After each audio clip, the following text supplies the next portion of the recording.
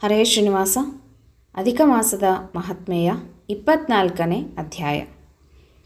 ಉಗ್ರದೇವ ಮಹಾಮುನಿಗೆ ಮರಿಗ್ರೀವನು ಅವನ ವೃತ್ತಾಂತವನ್ನೆಲ್ಲ ತಿಳಿಸಿ ತನ್ನ ಘೋರ ದಾರಿದ್ರ್ಯತೆಯನ್ನು ನಾಶ ಮಾಡಬೇಕೆಂದು ಬಹಳ ದೈನ್ಯದಿಂದ ಕೈ ಮುಗಿದು ಕೇಳಿಕೊಂಡನು.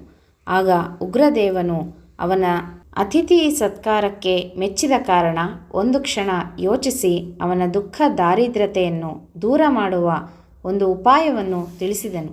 ಮರಿಗ್ರೀವನೇ, ಮುಂದೆ ಬರುವ 3ನೇ ತಿಂಗಳು ಪುರುಷೋತ್ತಮ ಮಾಸವಾಗಿದೆ. ಆಗ ನೀವಿಬ್ಬರೂ ಪರಮಾತ್ಮನಾದಂತಹ ಪುರುಷೋತ್ತಮನನ್ನು ಪ್ರಸನ್ನಗೊಳಿಸಲು ದೀಪದಾನವನ್ನು ಮಾಡಬೇಕು. ಆಗ ನಿಮ್ಮ ಕಷ್ಟಗಳೆಲ್ಲವೂ ಬುಡಸಹಿತ ನಷ್ಟವಾಗುವವು.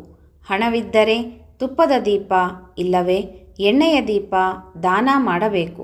ನೀವು ಈಗ ಕಾಡಿನಲ್ಲಿ ಇರುವುದರಿಂದ ಇಂಗುದಿಯ ಎಣ್ಣೆಯಲ್ಲಿ, ಅಂದರೆ ಒಂದು ಬಗೆಯ ಔಷಧೀಯ ಸಸ್ಯ, ಇಂತಹ ಎಣ್ಣೆಯಲ್ಲಿ ದೀಪದಾನ ಮಾಡಿರಿ.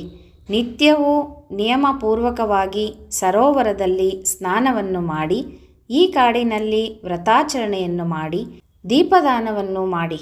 ಯಾವ ಯಜ್ಞ ಯಾಗಾದಿ ಕರ್ಮಗಳು ಹಾಗೂ ಮಹಾದಾನಗಳು ಈ ಪುರುಷೋತ್ತಮ ಮಾಸದ ದೀಪದಾನಕ್ಕೆ ಸರಿಗಟ್ಟಲಾರವು.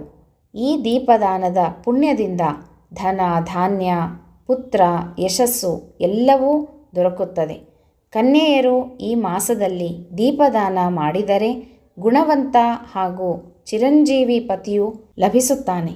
ವಿದ್ಯಾರ್ಥಿಗಳು ದೀಪದಾನವನ್ನು ಮಾಡಿದರೆ ವಿದ್ಯೆಯು ಪ್ರಾಪ್ತಿಯಾಗುತ್ತದೆ ಎಂದು ಹೇಳುತ್ತಾ ಆ ಬ್ರಾಹ್ಮಣನು ಪ್ರಯಾಗ ಕ್ಷೇತ್ರಕ್ಕೆ ಹೊರಟು ಹೋದನು.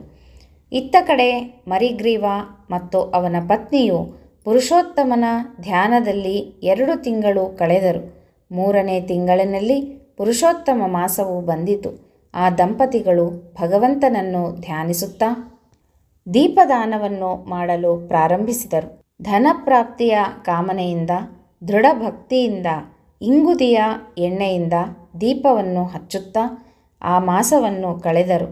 ಕಾಲ ಕಳೆದಂತೆ ಮರಣ ಹೊಂದಿ ಸ್ವರ್ಗಲೋಕದಲ್ಲಿ ಕೆಲವು ಕಾಲವಿದ್ದರು. ನಂತರ ಆ ಮರಿಗ್ರೀವ ದಂಪತಿಗಳೇ ಈ ಜನ್ಮದಲ್ಲಿ ಚಿತ್ರಬಾಹು ದಂಪತಿಗಳಾಗಿ ಜನಿಸಿದರು. ಅಂದರೆ ಪುರುಷೋತ್ತಮ ಮಾಸದಲ್ಲಿ ಮಾಡುವಂಥ ದೀಪದಾನದ ಮಹತ್ವ ಎಷ್ಟಿರಬಹುದೆಂದು ನೀವೇ ಊಹಿಸಿರಿ.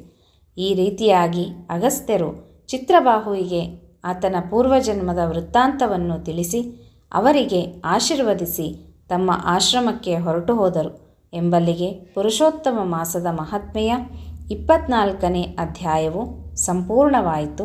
ಶ್ರೀಕೃಷ್ಣಾರ್ಪಣಮಸ್ತು.